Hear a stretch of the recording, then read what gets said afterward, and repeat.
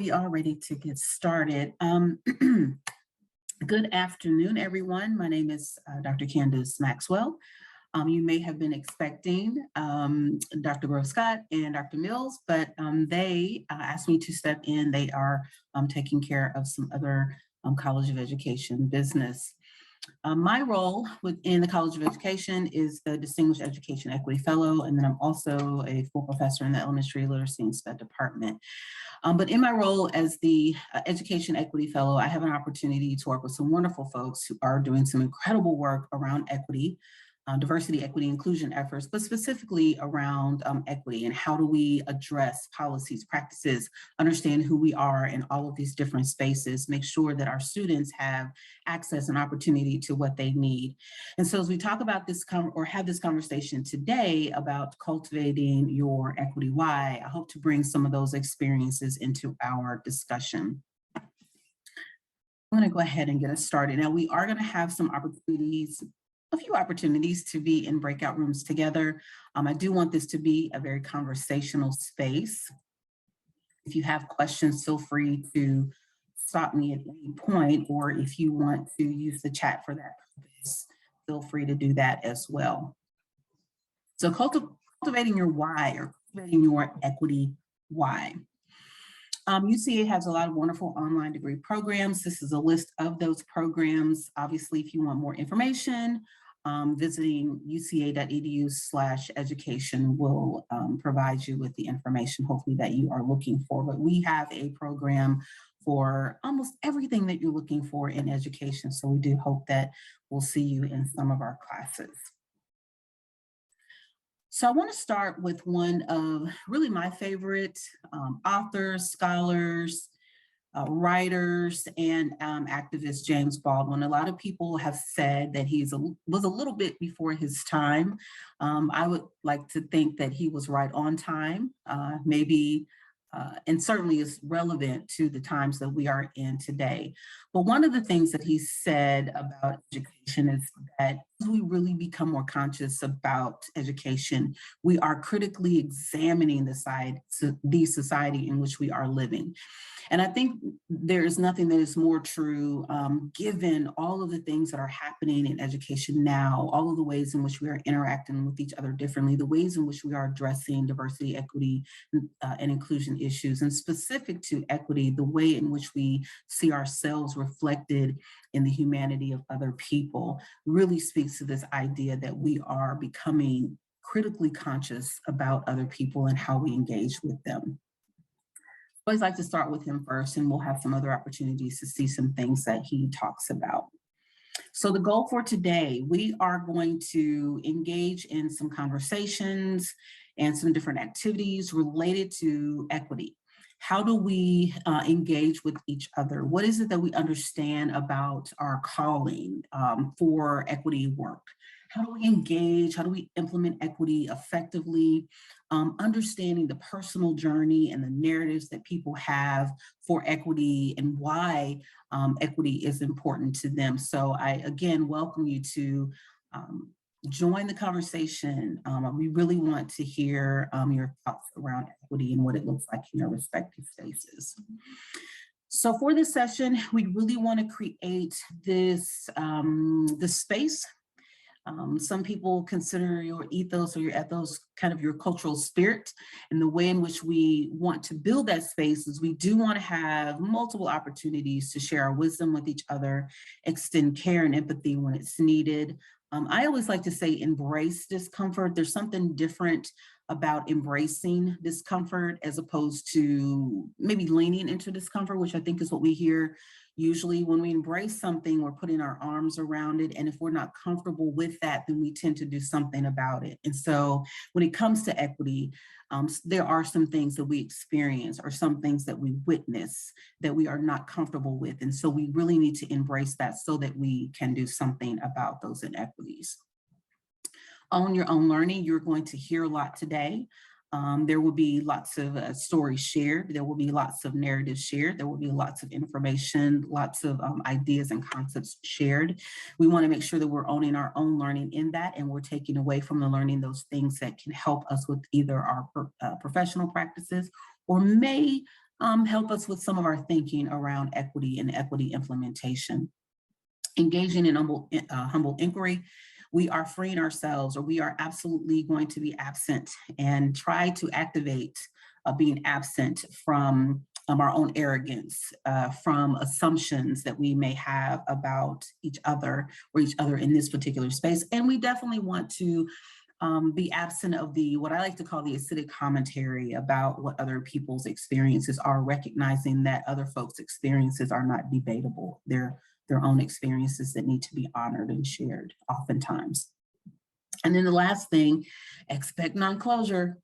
We may not all be at the same space or the same place when this journey ends. We may not all be starting at the same place. We may not all agree. And oftentimes when we are talking about equity, because we're on a very personal journey, we're just not always going to be in that same space and place together. And so we just expect and accept that we may not come into agreement on everything. So I do want to just stop here and offer some opportunity or offer some time for us to talk through these if there are folks who have questions. If there is another way in which you need this space to work for you, feel free to put that into the chat. Or if you'd like to unmute yourself to add your thoughts to the discussion, this is the time to do so.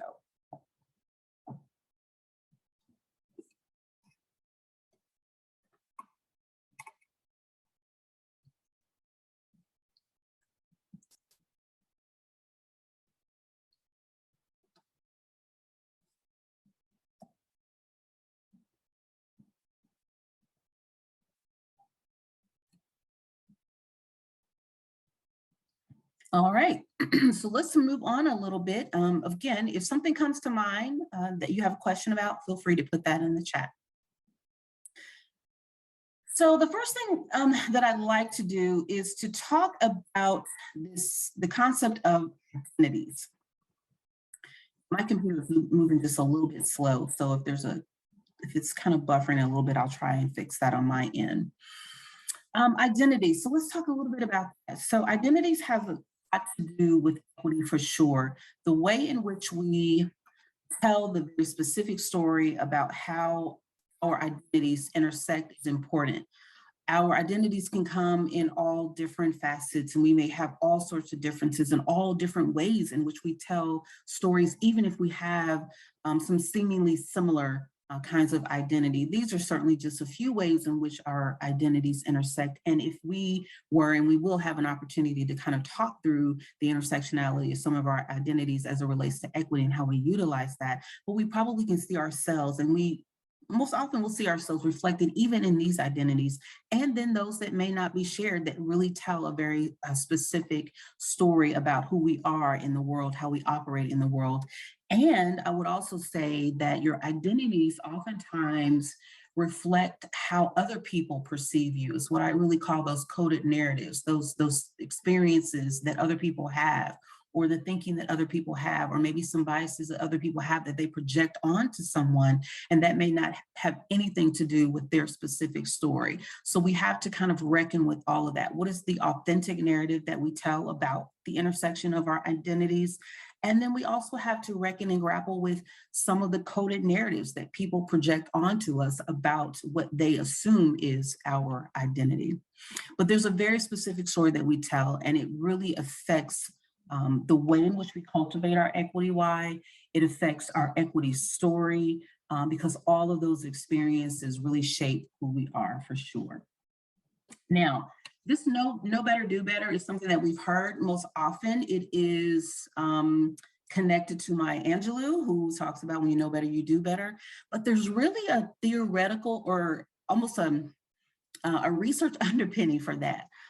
In the book, Think Fast, Think Slow, the author talks about this idea that oftentimes we're really working, especially when we look at it through a equity lens, we're working a lot in this reflective space. We're intentional, we're purposeful, we are attempting to normalize maybe something different. We are unpacking a narrative, we are examining or exploring maybe our biases. We're doing all of this reflective work that really causes us to think very slowly, very critically about the information or about what we're learning of ourselves and other people. So much so that when we engage in those practices over and over again, it eventually moves into our automatic thinking because it's how we understand each other, or it's the approach that we're using to understand who we are in different spaces.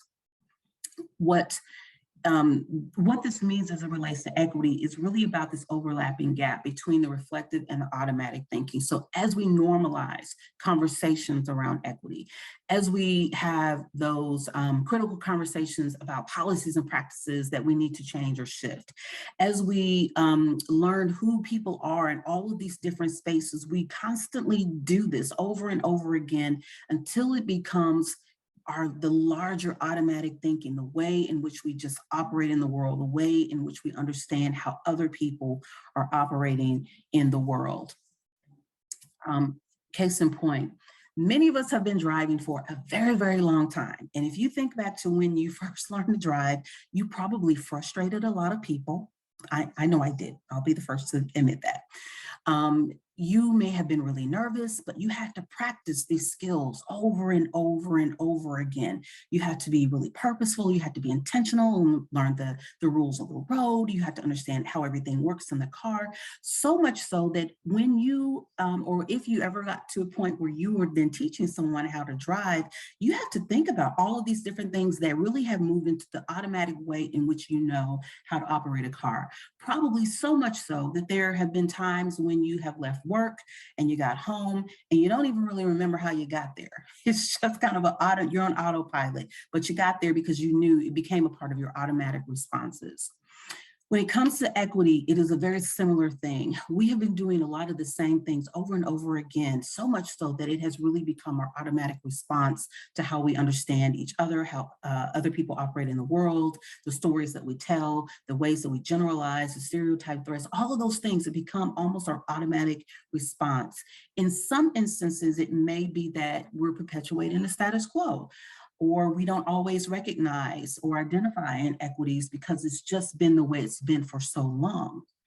When we talk about this equity and identifying or cultivating your equity why, what you really want to do is move back into that reflective thinking. You want to know and understand, unpack, examine, explore why it is really important to you.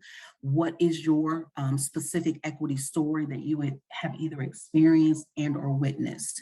And so what I want to do is to spend a little bit of time with this particular video. Some of you may have seen this before, so if you have, just indulge me for a few moments.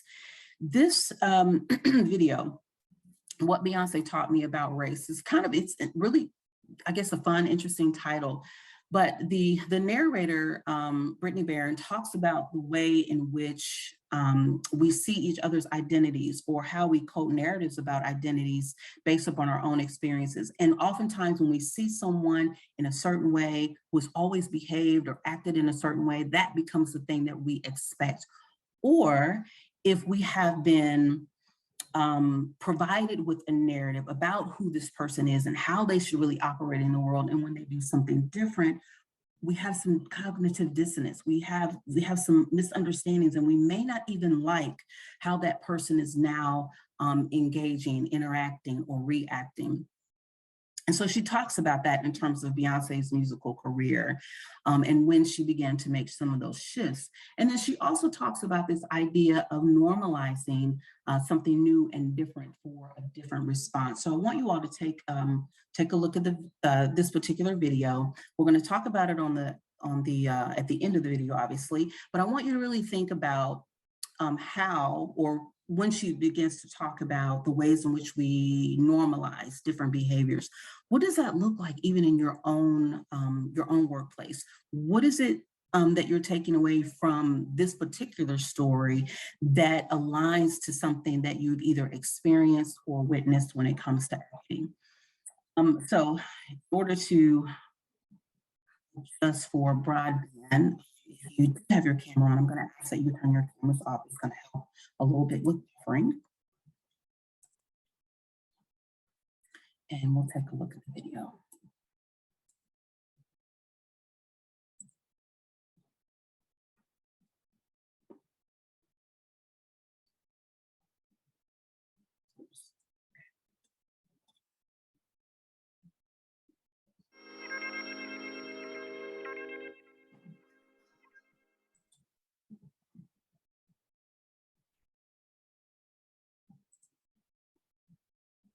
Well, sorry about that, guys.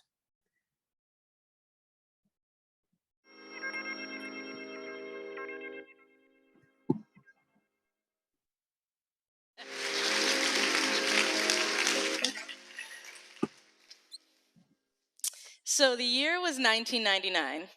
I was 13 years old. The location, a sleepover with all of my best girlfriends. The occasion, well, the new Destiny's Child album, The Writings on the Wall, had just come out, and we felt like listening to it for an entire night on repeat was the only way to mark such a glorious occasion. And since that fateful day in 1999, my love for Beyonce has only gotten stronger, and I know I am not the only one. And yes, shout out to the Beehive. And if you don't know who Destiny's Child is, this was the girl group that Beyonce was a part of before she started her solo career. And since then, Beyonce has grown to be one of the best artists of our time. With over 100 million records sold, she's won 20 Grammys. She's become the most nominated woman in Grammy history. She has sold out world tours. She has more statistics and has broken more records than I'm going to use for my entire time today. But Beyonce is a woman at the top of her game, and America has loved her. And on February 6, 2016, Beyonce released a new single, Formation, complete with a music video and a next day Super Bowl halftime performance. Now, most of us are familiar with Beyonce. We've heard her music, we've seen her perform either live or on TV, but this was a different Beyonce. We saw her paying homage to the Black Panthers at the Super Bowl. We saw her standing against police brutality in her Formation video. And this is one of the first times where we didn't see Beyonce singing something like Bootylicious or Single Ladies, and a lot of people didn't like it. The critics came pouring in, and I realized something. America's reaction to Beyonce highlighted a much more subtle, more nuanced issue we have in our country. See, we like Beyonce when she's singing Bootylicious or Single Ladies because she's sassy, she's sexual, and she is a stereotype of what we want Black women to be. But when she shows a less monolithic character of herself, and ultimately of Black women, we didn't like that as much. And now we're in a space and time in our country where racial tensions are high. People are protesting, people are polarized. And what we see every day on our social media feeds and on the news are people standing on extremes of every side of this issue. But I want to argue that a lot of America's problem with race comes from a smaller, more invisible form. Sometimes, I think when we talk about race, a lot of us can think about slavery or former civil rights leaders like Martin Luther King Jr. or Rosa Parks, and it feels like a reality of the distant past that has little to do with how we live our everyday lives today. And I want to disagree, and here's why. So Terrence Roberts, he's one of the Little Rock Nine. They were the first 9 students to integrate the Little Rock school system. Well, he talks about a principle that social psychologist Malcolm Gladwell highlights in his book Outliers, except he frames around race. In the book Outliers, Gladwell talks about something called the 10,000 hour rule. And the 10,000 hour rule is this. If you spend 10,000 hours intentionally practicing something, you become an expert on that thing. But here's the catch. Once you become an expert in something, about 70% of that action gets relegated to your subconscious. You've put in the hours, you've done it enough, and it becomes sort of automatic. For example, if you were to ask gold medal gymnast Simone Biles how she jumps on a 3-inch beam, does a no-handed cartwheel, 4 flips off the back, and lands squarely on her feet, how she does it, she'll only be able to give you about 30% of that answer. Why? She's put in her 10,000 hours, she's become an expert, and when she gets on the beam, her body knows what to do. It becomes automatic. Okay, so what does any of this have to do with race? Well, I want to give you some dates. The first is 1619. 1619. This represents the year that the first Africans were brought to the U.S. as slaves. The second date is 1954. 1954 is the year of Brown versus Board of Education. This is the case that was meant to desegregate our country. Now, for the sake of this example, let's assume that in 1954, our country integrated and everything was great. We know that that's not the truth, but just track with me. So 1619 to 1954.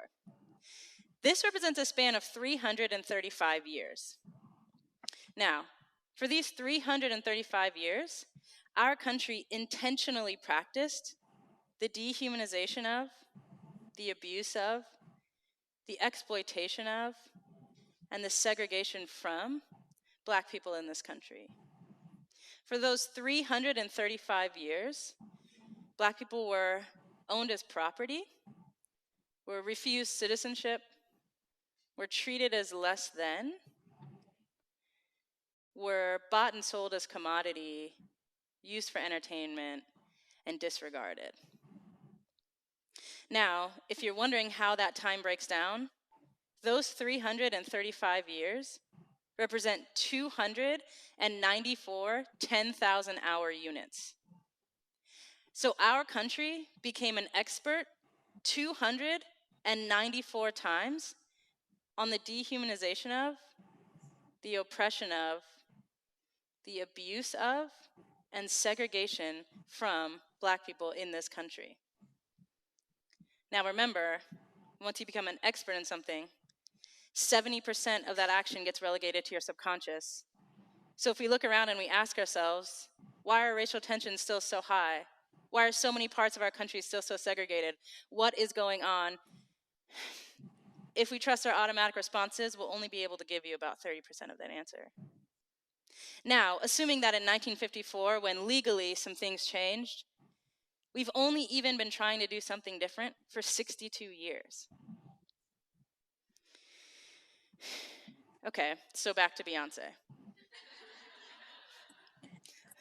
Right, so I'm going to stop there, and I want to go back to the questions I posed at the beginning.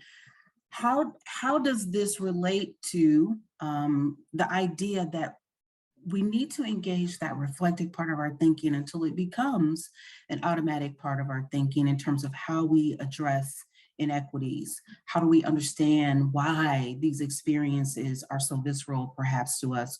Why we have a level of discomfort? So think about that question. And then also, if you want to add some of the takeaways from what she has actually talked about and how that actually relates to what resonated with you.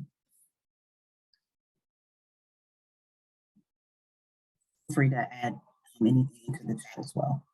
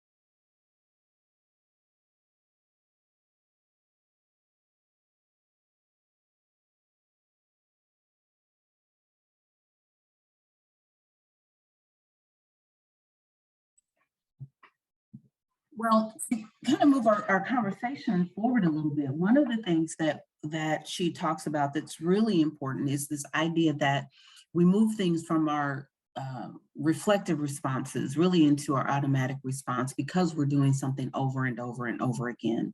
And so when we think about why equity is important, really understanding how we address equity, which is really twofold. So it is the decreasing of or the elimination of discriminatory practices or policies or behaviors, but it is also the way in which we engage in implementing corrective action and transformational action, or the strategic strategies that we contribute to a specific space to address an inequity that's been diagnosed or been identified. And so we have to be super intentional and very purposeful about doing that. The other part is recognizing how we are developing an awareness for something or around a particular issue. A lot of researchers talk about this idea of critical consciousness. How is it that we have developed a consciousness for some of these inequities that we either we experience or other people experience, and then what is it that we plan to do about that? Now we're going to be moving into some small groups, some breakout rooms. And what I'm going to ask that you all do in those breakout rooms is to talk about your equity story from this perspective. I want you to think about an experience that you have either had or an experience that you've witnessed, a time in which you have noticed an inequity. And how is that experience or that time or that story or whatever you've witnessed personally affected you? And the reason why we're doing this is because all of these things really become a part of your particular equity story, and why equity work, efforts or initiatives, or however you address diversity, equity, inclusion in your workspaces, how and why those things are important to you. So you're thinking about a time in which you either noticed, witnessed, or experienced an inequity and how that personally affected you. I am going to, let's see.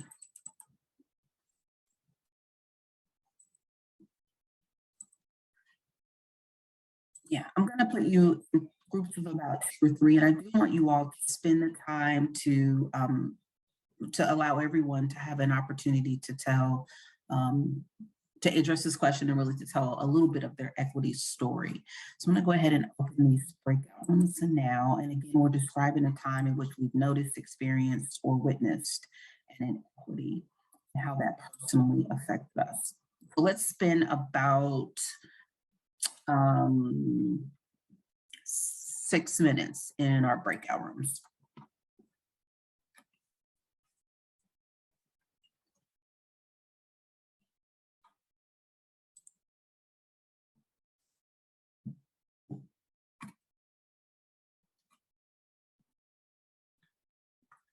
All right, I think just about everybody's back. Okay, so is there someone who is willing to share? Pardon me, that started a little timer. Anyone willing to share that experience and how it may have affected you? Something you either witnessed, experienced, or noticed when it came to an inequity.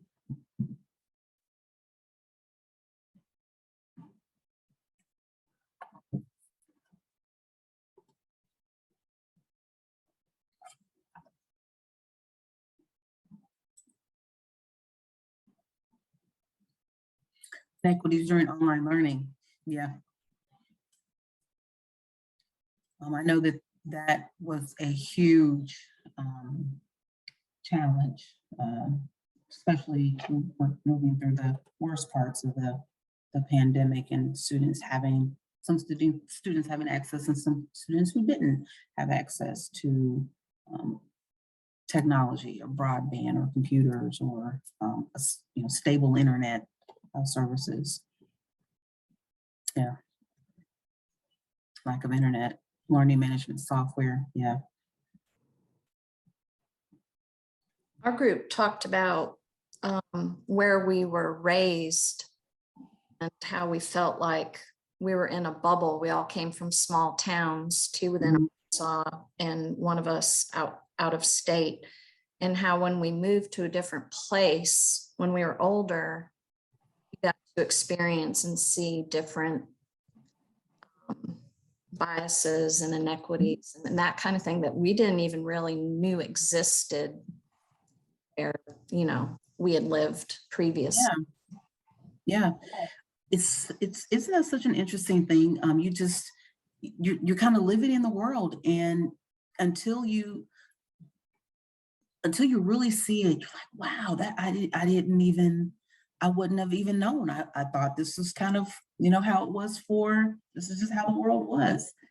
I had and it reminds me of a conversation I had with a very close friend of mine who said, I didn't know that my neighborhood, my community, I didn't realize, like I knew there were other people in the world, but I really didn't realize what was actually happening outside of my community, because I just thought this is how it was, like this, the way in which I live in my community and how I'm engaging with all these people and all these families. I just thought this was how it was until I got older and I recognized that it absolutely was not how the world, or how the broader context in the world really operated. Even in my own personal experiences, I always think about this question, and it always takes me back to a time in which I was in junior high school, and I was one of the maybe about 3, maybe 5 students of color who could walk to school. And many of the other predominantly African-American students were bused into the particular school. And I will never forget sitting at in a cafeteria with my group of friends. All of us, we lived in this neighborhood together. And another girl, African-American girl, came up to me and said, "You must be rich, because that's the only way you could be friends with those white kids." And at that time, was like 14 or whatever, however old you are. And it didn't dawn on me until much, much later how she equated, wealth, socioeconomic status, race, how you are a part of a particular group, and what other criteria you must, or what other identities you must have to have in order to be accepted in these groups. And I think those kinds of things play out all the time, especially in our classrooms, and how kids come together and build their friendships and understand each other.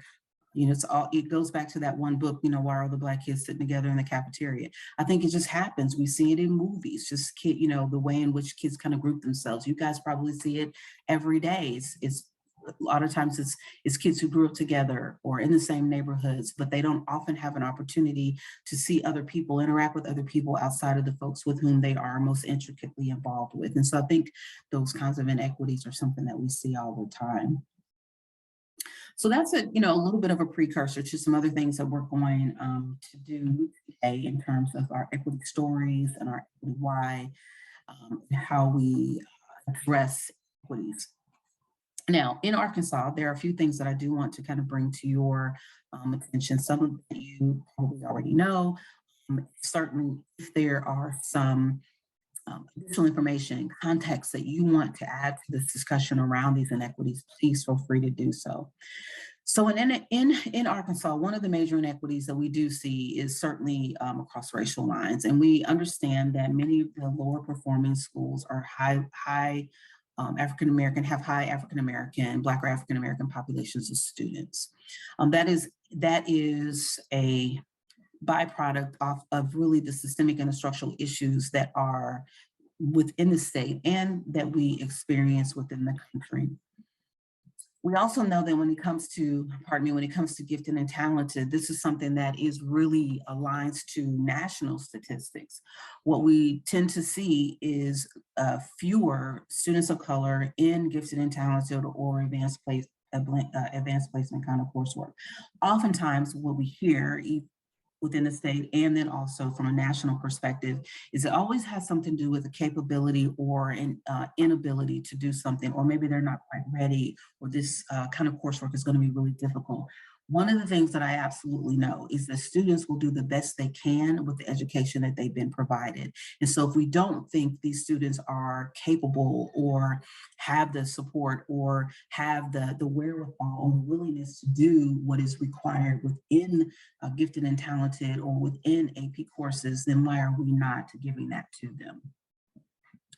Another thing that we notice in terms of discipline is that by far, um, uh, students of color are engaged in disciplinary action more so than their white counterparts. And we see this within state, we see this nationally. It falls in line with that. There are lots of reasons why. A lot of it certainly has to do with the way in which we see each other, the narratives that we tell about who we are. I will tell you, several years ago, I actually had a student who said, there's something that's going wrong. I think, I'm not sure what's happening, but I don't think this is the way in which you should talk to and or about a student. And unfortunately, this teacher had some very derogatory statements and comments about a young African-American boy in her class.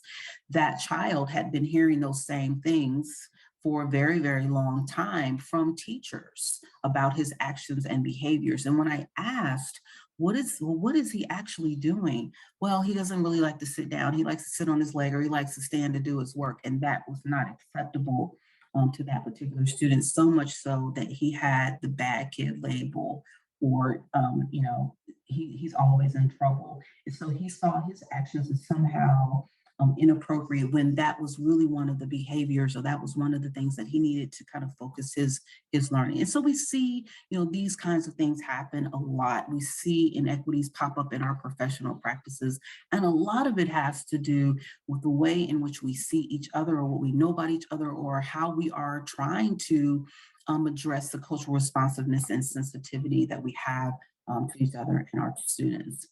And the last thing that I'll say about some of this is, when it comes to disciplinary action, we see this both in the state and again nationally. Usually most of the disciplinary action is leveled against boys. Now, there is an uptick that has happened prior to the pandemic. We saw an increase in disciplinary action towards girls. There's an adultification that also is coupled with the way in which young girls of color are disciplined, meaning that they are expected to have and show more adult-like behaviors than maybe some other students in their classroom. There is certainly a almost a trend that we're starting to see again as now that we've kind of re-entered schools. And so there are things that are happening, inequities that happen all around us all the time. And so we have to be what Phyllis Wheatley also talks about, this whole idea of being willing to be disturbed. I would also say that we have to be willing to be the disruptor, disturbed and disrupt, meaning that we have to address our critical consciousness around these issues. And then we also have to be willing to do something about it. So let's get into cultivating your why. So your equity why and cultivating your equity why really comes from Simon Sinek's work. And one of the things that he talks about, Find Your Why, Start With Your Why are the two books that he's pretty famous for writing. And what he talks a lot about is this idea that usually we can identify what we need to do. We know the how, the procedure. But sometimes we don't have the why. Sometimes we have to really think about the why, because the why is often attached to some personal experiences that we need to uncover and examine. Why do we actually think this work is important? Why is it necessary for me to contribute my energy and my effort, my voice to dismantling an inequity or an inequitable policy or practice? Why do I engage in this work? And so we're going to spend a little bit of time addressing that question. And typically when it comes to finding your why, starting with your why, unpacking your why, recognizing, identifying what that why is, telling that story about the why, it oftentimes the equity story that you may have shared in your group served as a catalyst in some ways for why this work is important to you. When we're cultivating our equity why, when we're unpacking and addressing our equity why, we're really trying to explore and examine why equity is important. We want to be able to articulate that importance to others. And we really want to understand how equity is centered in someone else's life. Because it's, one of the things that I know about equity is that we don't always want to center ourselves in the conversation, but we really need to operationalize cultural humility and give and create a space where other people can voice their equity why this is important to them and why they actually want to do this work. So we're going to spend some time in groups kind of unpacking our equity why, using those equity stories. Now, when you're cultivating your equity why, one of the things that you'll notice is that it gets very personal. It's part of your personal journey. And the why speaks to, again, the meaning behind it, the recognition, the pursuit of change and transformation. It is personal. It is something that that connects us. It's meaningful. It's relevant. In this video, and I'm just gonna. I want to share what the video is about, but I really want to get into the activity to give you guys enough time to kind of work through this in small groups. And this is a video that I would encourage you guys to take a look at if you haven't seen it. But in this video, there's a comedian who asked this gentleman to sing Amazing Grace. And he is actually a voice teacher or voice coach. And so he sings it. He knew exactly what the comedian asked him to do. And so he did it. And then it was very technical, right? It was, he knew exactly how to actually sing it, where to put the emphasis, all of that. And then he was asked, okay, I want you to sing it like you would sing it if you were in front of your grandma, or if you were, at home, or in maybe in your family church. And everything changed about the way he sang Amazing Grace, because he connected to his why. He connected to that energy. He connected to why it was meaningful and relevant to him in the words. And so that's a part of cultivating your equity why. How do you actually connect it and make it meaningful and relevant to you? What experiences are you drawing out of yourself that shape your equity why, and the importance of dismantling or interrupting thinking or disrupting some sort of discriminatory practice or policy, and then engaging in the corrective or the transformational implementation to make sure that access and opportunity is there for all. So we're going to walk through an exercise where you are unpacking your equity why. So your equity why oftentimes is considered your North Star. And so here's what we're going to do. In your breakout room, or in your breakout groups, you're going to start with this question: why is equity important to you? And here's how this is going to work. So one person is going to be the one who is filtering through and telling your equity story, even more of your equity story and why it's important to you. And the other person, your sole responsibility is to ask that person why 4 additional times. So you'll start with, why is equity important to you? And then 4 more times, you're simply going to ask them why. You're not going to add any context to it. You're not going to try to dig for something specific or lead them in a specific direction. It's really up to that person.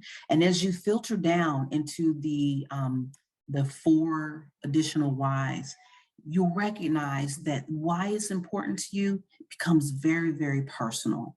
It may harken back to the story that you told, or there may be another experience that has shaped why this work or why equity is important to you. So I want everyone to have an opportunity to do that part of it. At the end of the last why, what I'd like for you to do, as the person who's asked why, is to summarize what you've heard. The person who has told that story, it becomes your responsibility to correct anything that is in error. Because what you want to do is to make sure that you are listening and you're being very intentional and active about listening to this person's story. so that you can articulate that. You have a greater understanding of why equity is so important and meaningful to them. So you'll start with why is equity important, and then you'll simply ask why 4 additional times. You'll summarize it, and then you'll switch places and go through that story again. Any questions about that?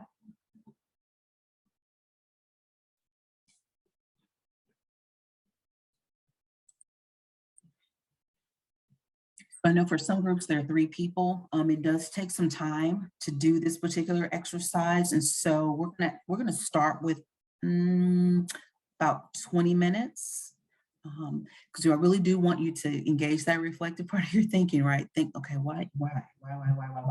And it does filter down to something that is really meaningful and relevant. So let's start with about 20 minutes. We're gonna go back into the same breakout rooms with the same folks, because you may harken back to that equity story that you started with. I'll open the room. We'll have 20 minutes, and then we'll come back to the larger room.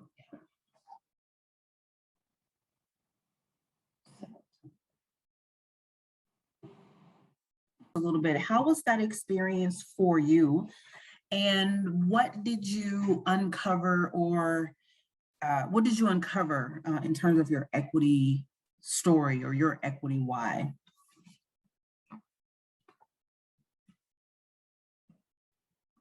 Or maybe what was affirming to you?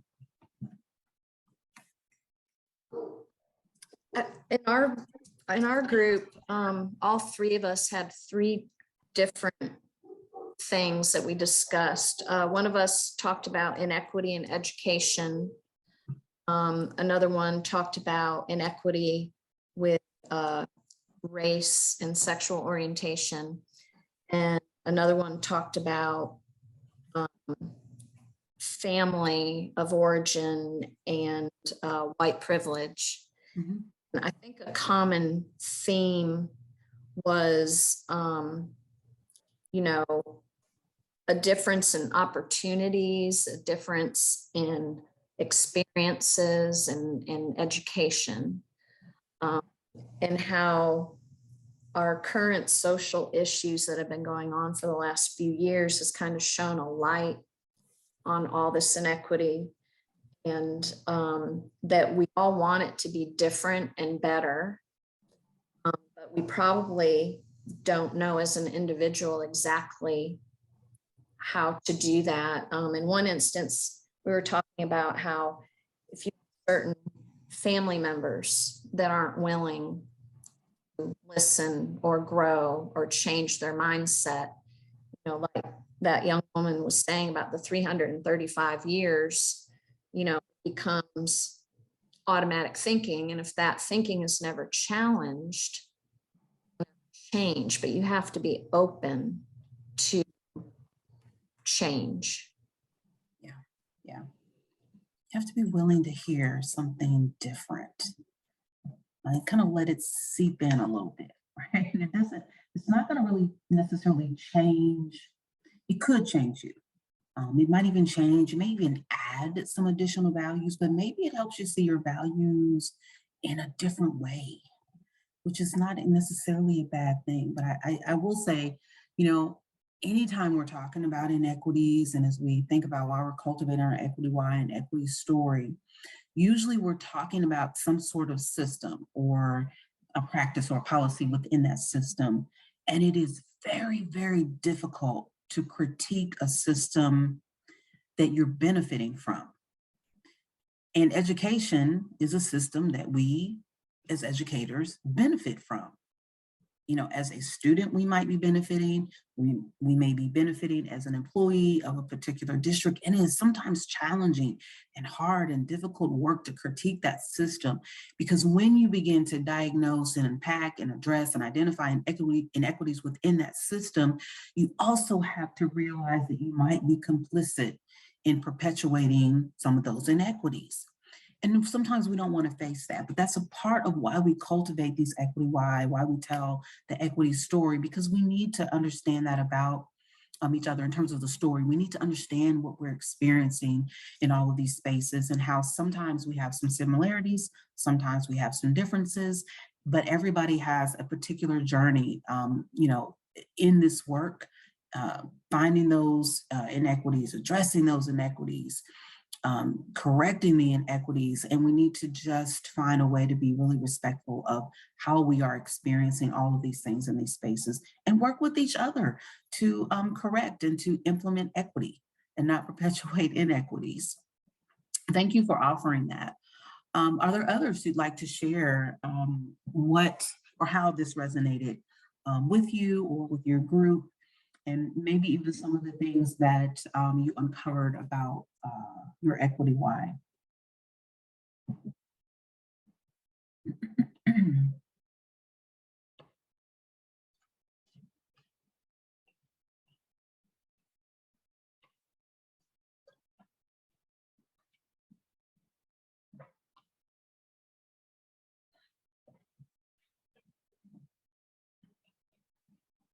Well, I will say this, as you think about it even more, and there might be some other layers to your equity why, maybe if you ask why 3 or 4 more times, you might uncover some additional things.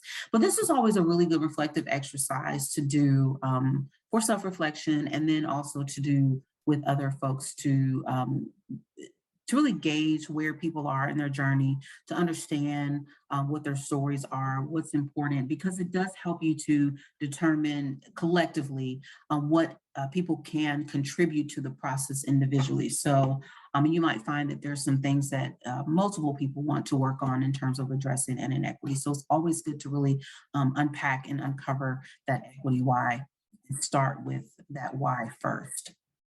And these are just some practical things to think about as you are engaging in building those culturally responsive classrooms where equity can really flourish. There's definitely this idea of being a warm demander, making sure that your students recognize, understand, and know they are brilliant, that they are wonderful learners, that we are perpetuating those real positive messages to them about them and their capabilities. Oftentimes, our students that have been in marginalized situations or have experienced some discrimination or experienced some oppression or have been minoritized or historically excluded, have also internalized those same messages about who they are, even if that's not who they are. And so it is oftentimes our responsibility in those spaces, in those classroom spaces, to try and shift that narrative so that they begin to see themselves differently. Also being flexible in how students are demonstrating their learning, offering multiple ways for our students to really showcase what they know and can do, making those connections between the rubric and the assignment instructions, being as intentional about that as possible, even going maybe one step further and taking it or allowing students to co-create those rubrics and or some of the assignment criteria with you. It's really specific and targeted in your feedback. I actually teach my students to use the lateral feedback because it is really, really helpful in terms of being very intentional and specific about the feedback that you're giving at each level. So that the students do not always want suggestions from the teacher or from each other, but they're starting with that valuing of their work. So you start with that real positive place. And so the lateral feedback is something that I would suggest. Mitigating this sense of helplessness that many of our students can sometimes express. Even some of my college students express this helplessness, and oftentimes they need the confirmation, they need the affirmation, or they need the resources. They need to know that that they already know what to do, that they have that level of understanding. Using those progress checklists along the way, giving students an opportunity to self-reflect and do some level of assessment prior to their final projects. I'm not giving points for behavior and related instructional objectives. One of the things that I will say about this is one of the things I hear from a lot of teachers when I'm doing a lot of kind of consulting work in schools related to behavior and behavioral guidance and all that, social emotional wellness. I usually hear teachers say things like, oh, these students are, their behavior is just awful and they're so disrespectful. And I would always hear those kinds of things definitely pre-pandemic. I think I hear it even more so. But one of the things that I always ask is, well, how is it defined? How is it modeled? And I look at it or filter that question through three elements. What does it look like, sound like, feel like? So how we defined it, if we co-created a definition for it, what does that look like when someone's being respectful and not so much, this is what it looks like when you're being disrespectful? How do we model this in the classroom for each other? One of the things that is really clear, especially with younger students, well, really with all students, but I see it a lot more with younger students, is they have no real idea of what you're talking about when you say respect, because what you are defining as respect or the behaviors that you're looking for might be completely different than what they understand. And so it's really co-creating those definitions together, amplifying who your students are and giving them an opportunity to feel like they are included and belong in that classroom and in that space. And then teaching your students how to interact, how to engage in dialogue effectively. There's some resources that are certainly available. I will really try to make sure that you all have access to some additional resources about engaging your students in critical dialogue. It really comes from a lot of the restorative justice work and creating like peace circles and opportunity for negotiated conversations and communication. But those are some of those principles that can be really effective in helping the students understand how to engage in conversations and dialogue. And then obviously in all ways, there's those UDL guidelines that can be used to help guide your willingness or your degree to which you are engaging in accessibility. So I want to end with a series of quotes. Again, one from one of my favorite people, James Baldwin. Not everything that is not everything that is faced can be changed. Nothing can be changed until it's faced. So oftentimes it is not until we have experienced something or maybe are insulted by something or recognize or witness an inequity that we actually do something about it. And so that goes back to that idea of embracing the discomfort. If there's an inequity that is within our systems, within our locus of control, then we do have some obligation to address it, to handle it, to deal with it. And there's always light if only we're brave enough to see it, if only we're brave enough to be it. So I certainly encourage you all to be that light when it comes to the equity efforts and work that you're doing. And then one of my favorite people, anytime I have an opportunity to hear Principal Kafele talk, I will go. He's written, I think, about 5 books at this point on equity and the intersection of equity and race and culture. And he, in his most recent book, talks about this idea that equity is who we are as much as it is something that we do. And it is absolutely a reflection of the humanity of the students that we serve.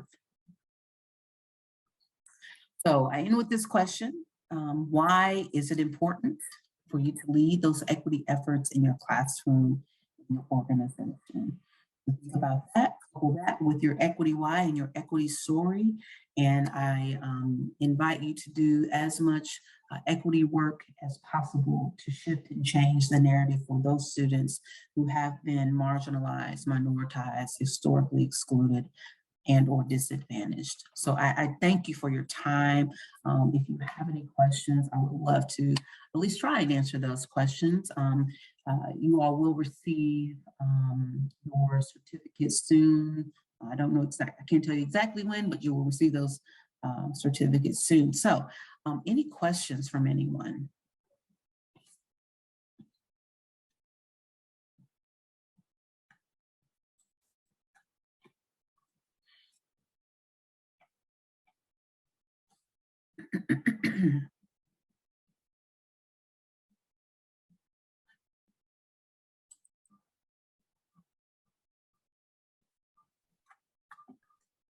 Dr. Maxwell, I'm not a teacher, and I was just curious to know if the current programs for educators are implementing more classes for this type of thing to assist them in having more culturally responsive classrooms?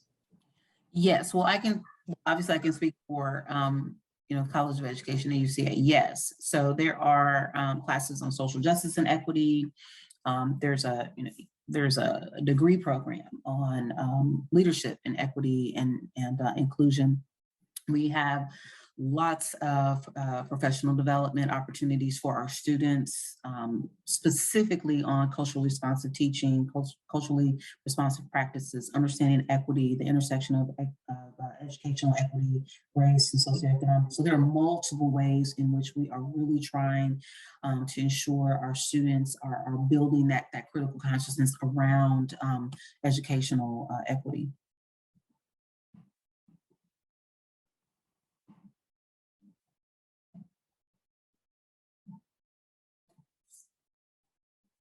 Other questions or comments or thoughts?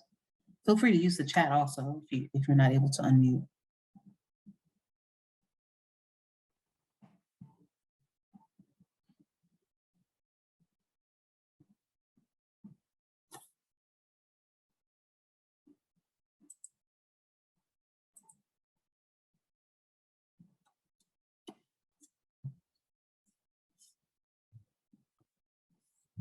Dr. Maxwell. Yes. Hi. Just from your experience through UCA, are you all seeing that school districts seem to be asking for this kind of professional development? Is there more interest in it now than there was in just the last few years? I will say yes. Yes and no. So I think prior to the pandemic, yes. I think, where we are now, and because of just all of the unrest, and people are just so uncomfortable and not really sure what to do, where to go, the policies that are driving whether or not you can actually have conversations around diversity, equity, inclusion. I think people are they kind of feel like they're walking on eggshells a little bit. They want the information. They're trying to find ways in which they can bring the content into the schools, into the districts without polarizing, large groups of people. So I think it's difficult, but I will say that I am at least seeing more and more individual teachers saying, I need more of this. I don't know what my school district is doing, but I know what I need to make this happen in my own classroom, to really improve my own practices. So at least in that way, yes. And I think to some degree, there are some school districts that are really trying to figure out how to bring professional development or in around the DEI topic into their districts.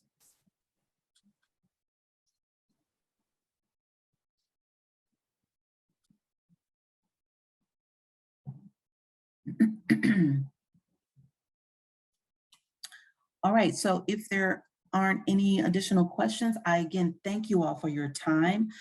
Feel free to reach out to me if you do have any additional questions or need any other resources or just want to have a conversation around equity.